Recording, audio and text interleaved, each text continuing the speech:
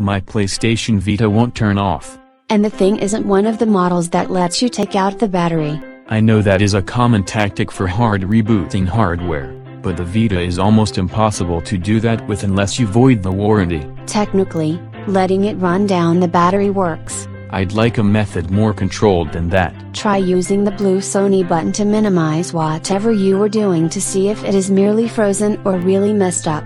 If it was frozen or otherwise acting up, I could hold down the power button for 30 seconds to try to turn it off. Yeah, that's how you turn it off. Except it didn't turn off. The irony is that after it drains and you recharge it, you'll still need to turn it off by holding down the power button for 30 seconds, waiting a minute, and then holding it down 5 more to try to reboot it. It matters more if the issue was a software glitch. You could try holding down the power button and right trigger button on the menu to try to reset it. Or at least get to the menu to tell it to reboot in a controlled manner. Rebuilding the database may work.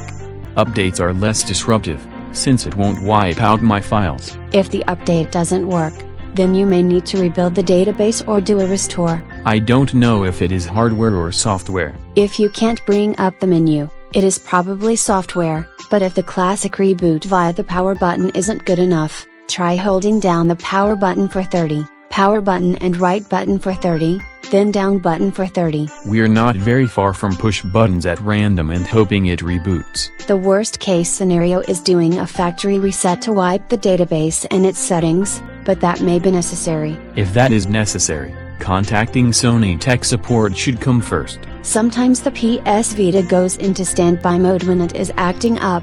Rebooting and then doing an update to get it past that point is necessary. What else can I try? Don't try removing the memory card, because if you do that while the lights are blinking, you'll corrupt your saves. A factory reset is better than that. Try cycling the power button until it does reset, without losing the data.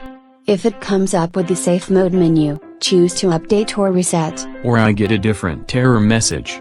If it won't work while saying it has no battery but it does, let it discharge, charge it, reset it and see if it recognizes the battery and starts to work. Now we're back to waiting 5 minutes for it to dissipate. I'm assuming the problem isn't that the control pad is broken or the contacts behind the control pad melted, so it doesn't accept the button inputs to reboot. That's definitely something to bring up to tech support. And if it gets unresponsive and refuses to turn off because it is overheated, you don't want to charge it back up but send it in for service.